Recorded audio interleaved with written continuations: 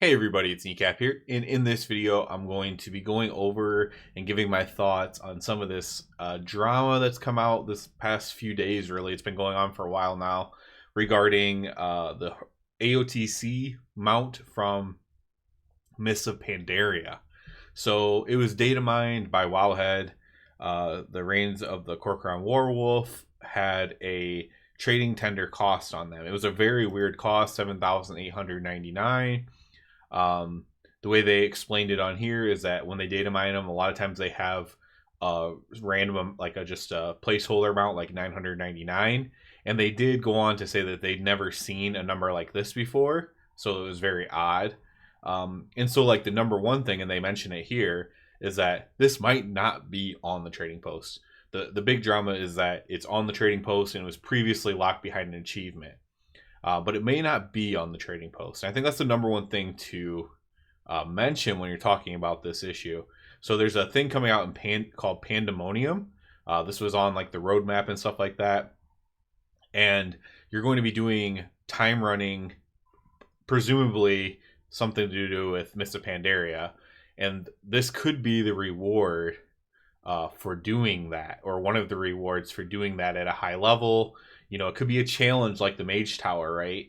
But it's a Mists of Pandaria themed or whatever, right? I have no idea what it is, but this could be, the reward for that, and it's just flagged with the Trader's Tenders cost, and it's so high, because it's not actually meant to be on the trading post. That's just a theory, of course. Now, it could be on the trading post, but it's also important to remember the other side, that it might not even be on the trading post at all. I think both of those things are important to remember when talking about this. So what I kind of think is perhaps certain items, they have a trader's tenders value, even if they are never going to be on the trading post. They still have like a value based on maybe their rarity, based on whatever, however they might calculate trader's tender items. Like mounts are normally obviously much more expensive. Maybe because this mount is also locked behind a feat of strength or previously an achievement, maybe that increases the value or something like that. But yeah, so this could just be a reward for Pandemonium, or it could be on the trading post. Obviously, for the purpose of this video, we're going to assume it's on the trading post, because that is, what the drama is about, right? It's basically about a previously only obtained through doing an achievement, completing a certain level of content item now being on the trading post. And, through the discourse I've seen, I said a couple things about it, I think, just in passing, or just being, a bit of a troll myself or something like that. Because on Twitter, you really can't say, or X or whatever you want to call it, you really can't say everything you want to say. I feel like it's just like dunking on each other, memes, gifs, all these kinds of things. And you don't really get to have an actual discussion about it. Like most things, I'm pretty level-headed when it comes to this. I see both sides to a degree, but I will say that I definitely favor one side, and you'll obviously see what that is here as I go on. So on one side, you have people who are saying, no, you should not be able to get this. I worked for this. If it's on the trading post and you do nothing for it, then it diminishes my value of my things, right? And on the other side is, well, I think the best argument on the other side is like, why I didn't play during that expansion. I didn't start playing WoW yet. It'd be cool if there's a way for me to obtain this, because I didn't play WoW back when it was obtainable. I think that's a very good argument for it, in my opinion. But ultimately, my side isn't really either of those so much as it's just, being indifferent to somebody having the same thing as me, basically. I will say though, so I'm going to end up being on the side of, I don't care if it's on the trading post. But I do want to say something. I am proud of certain things I have in World of Warcraft and other games. I know it's just pixels and everything like that, but there's certain things I'm very proud of. I was very proud when I got to, I can't remember if it was the top 25 or top 50 ranked in Madden, like a long time ago, like when I was like in my very early 20s. I was one of the top ranked players in the Madden football franchise, or Madden football, game franchise, whatever. on online play, right? Not tournament ranking. This is the online matchmaking ranking or whatever. I was very proud of that. I don't care. Now, pretty much everybody else, at least that I faced at that level, was using exploits and like basically exploiting glitches in the game at that level. I didn't do any of that. Do I think the do I kind of, I think that's different in my opinion than this, because I do kind of look down on those people that are exploiting glitches, but that's kind of cheating, right? Cheating is different than, you know, there's getting something for free, and then there's cheating to get something. I think those are two very different things in my opinion, at least. But that's something I'm proud of. I just wanted to mention that because it's something I'm proud of.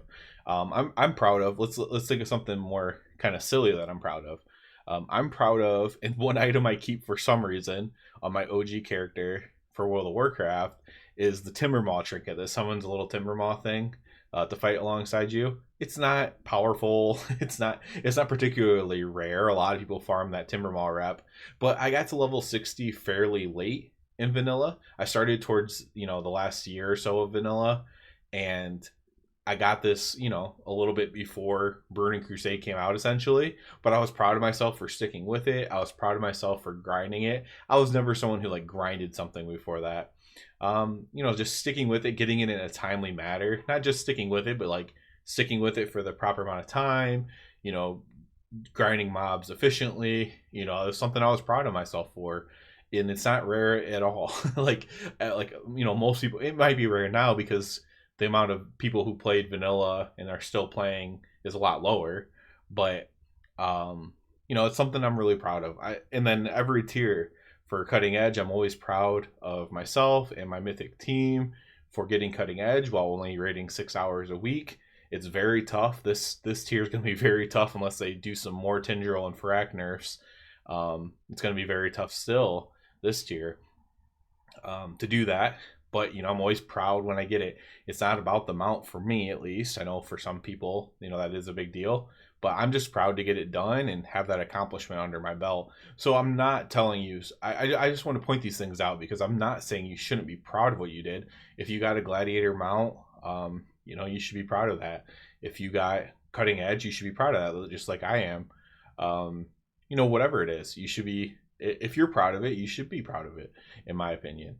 But for me, and again, I want to say, I'm not trying to change your mind if you're on the other side of this. If you're one of the people on the side of never let these items be available or whatever, first of all, from a PvE standpoint, all the mythic mounts are eventually farmable. So, like, it's always been a thing on the PvE side of things.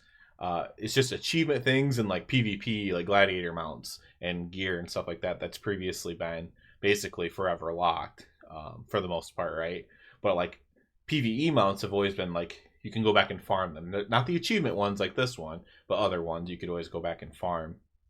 And so I think that's another reason why it's not a big deal to me, because it's always been like that. And I was able to go back and farm mounts that when I wasn't playing at a high level myself. And so I've always been okay with that. But yeah, it's definitely okay to be proud of things. I don't want you to think it's not okay to be proud of things. But for me, what happened is as I got older, as I had kids and stuff like that, for me, the value shifted a lot more from the items or the achievement to just the feeling or the experience, right? And I hope everyone could someday do that. If you don't currently feel that way, that's fine. Again, I'm not trying to change your mind, but I do hope for your own sake that you can get to that point at some point in your life, because it's a much more peaceful existence, in my opinion.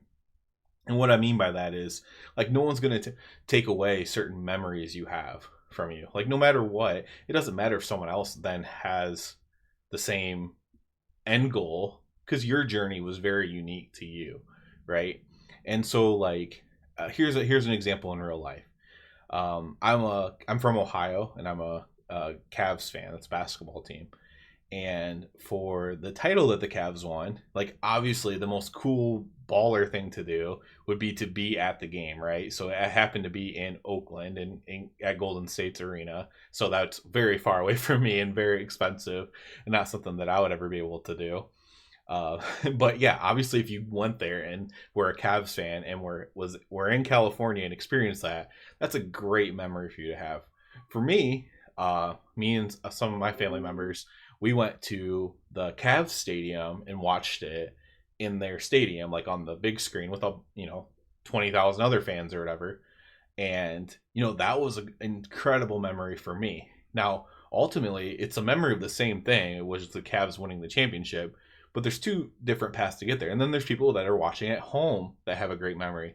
There's people watching with there's an old guy watching with his son who never got to see a championship or something like that. And like you can get to the same goal, which in this case was the Cavs winning the championship, but just take very different paths and having that memory as a fan or whatever. And it's the same thing with this, like with this Aotc Mount, the Warwolf or whatever. So your memory might be that you worked really hard. Maybe it was the first time you got AOTC, and you got this Warwolf or whatever, and you're proud of it, and you should be proud of it. But you should be proud of the memory and the journey that you took to get there, in my opinion. And not try to be pride in a way of denying others.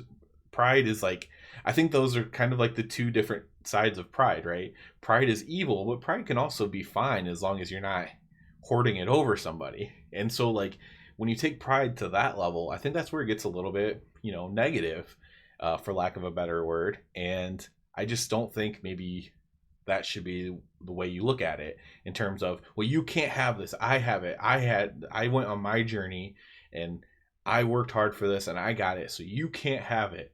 And but that it just doesn't take away from your journey at the end of the day. And I get it, because your attachment is currently to the item, or maybe your ideal is to the item itself, but it's just not a fun way to live, in my opinion, especially if you haven't tried the other way of just like embracing the journey instead of embracing the reward or whatever, at the end of the journey.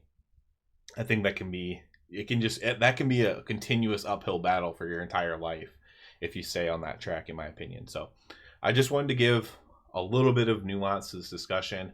I wanted to bring up the Pandemonium thing because I've only seen a couple people even bring it up. The idea that this might not even be on the traders post. This could be something that you have to work for just in a different way. So this could all be completely pointless, okay? And I'd say there's probably a 50% chance at least that it's completely pointless. But even so, I mean, I just wanted to give the perspective from somebody who does have cool rewards or has done cool things in gaming throughout my life. That it's the journey that is so cool about that. It's not the item itself. I'll probably never use half the CE mounts that I have, or the end boss mythic mounts that I have. And I'm definitely not the AOTC mounts. I don't even care about those. So I don't know. It's hard to say. Again, I'm not saying you're wrong if you're on the other side of this.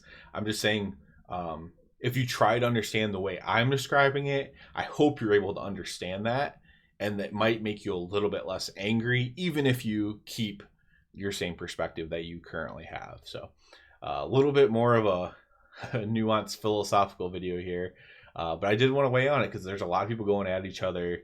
Like, even like, you don't normally see this, but like really like known personalities are going at each other. Normally they all kind of like homogenize and talk nicely to each other, but they're really kind of going at each other online and stuff right now. And so I just wanted to weigh in and try to give it a little bit different perspective, a little bit of nuance, a little bit of thoughtfulness that I think that I can bring to the World of Warcraft community at times. So that's it for this one. If you do care to subscribe to the channel, I normally do a lot more guides and stuff like that content, but it helped me out a lot. And other than that, everybody have a good one.